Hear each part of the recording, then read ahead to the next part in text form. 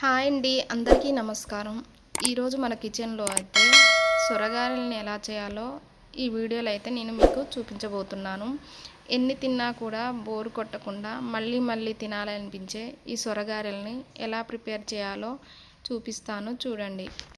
నేను ఈ గారెల కోసం ముందుగా ఒక సొరకాయనైతే తీసుకొని పైన అయితే పీల్ మొత్తం తీసేసానండి. పీల్ తీసేసిన తర్వాత ఇలా సొరగారెల కోసం సొరకాయనైతే తురుముకోవాలండి.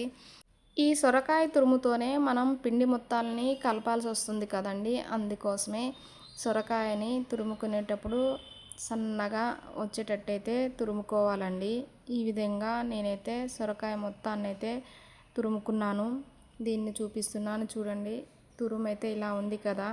దీంట్లోకైతే 2 కప్పుల వరకు బియ్య పిండిని అయితే తీసుకుంటున్నానండి.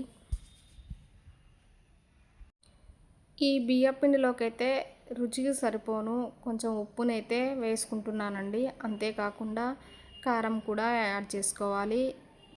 నెక్స్ట్ ఈ గిన్నెనైతే పక్కన పెట్టుకున్న తర్వాత నెక్స్ట్ అయితే ఇలా చూపిస్తున్నాను చూడండి. ఇందులోకి 4 పచ్చిమిరపకాయలు, కొంచెం కొత్తిమీరని 4 అల్లం ముక్కలు చిన్న చిన్నవి అయితే తీసుకుంటున్నానండి. ఇలా పచ్చిమిర్చిని అయితే మిక్సీలో అయితే కట్ చేసి ఇలా వేసుకోవాలండి. నెక్స్ట్ ఇవన్నీ మిక్సీలో వేసుకొని కొంచెం జీలకర్ర కూడా వేసుకోవాలి. జీలకర్ర వేసిన తర్వాత గ్రైండ్ చేసుకోవాలండి. గ్రైండ్ చేసుకునేటప్పుడు కూడా మనం పల్సిస్తూ గ్రైండ్ చేసుకుంటే బాగా మెత్తగా కాకుండా మంచిగా అయితే పేస్ట్ అయితే అవుతుంది. ఈ విధంగా నేనైతే మిక్సీ అయితే పట్టుకుంటున్నానండి. ఇలా మిక్సీ పట్టిన తర్వాత ఈ మిశ్రమాన్ని పిండిలో వేసుకొని పిండినైతే చక్కగా కలుపుకోవాలండి. ఈ విధంగా కలుపుకొని పక్కనైతే పెట్టుకోవాలండి. పిండిని కలిపేటప్పుడు కూడా ఇందులో అయితే వాటర్ యాడ్ చేయొద్దండి. మనం తురుముకున్న సొరకాయలో నుంచే వాటర్ వస్తాయి కాబట్టి ఆ వాటర్కి తగ్గట్టే మనం బియ్య పిండిని అయితే వేసుకోవాలి. ఈ విధంగా వేసుకొని మంచిగా పిండి మొత్తాన్ని మంచిగా ఇలా కలుపుకొని అయితే పక్కన పెట్టుకోవాలండి. నెక్స్ట్ ఇప్పుడైతే స్టవ్ మీద ఆయిల్ పెట్టానండి. ఆయిల్ హీట్ అయ్యేలోపు అయితే ఇప్పుడు ఈ పిండిని అయితే మనం ఇలా కవర్ పైన అయితే గారెల్లాగా అయితే చేసుకోవాలండి.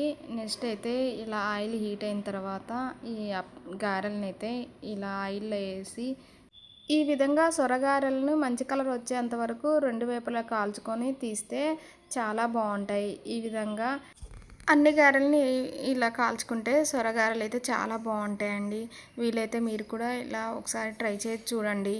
సొరగారెలు చాలా టేస్టీగా కూడా ఉంటాయి. ఈ వీడియో నచ్చితే లైక్ చేయండి.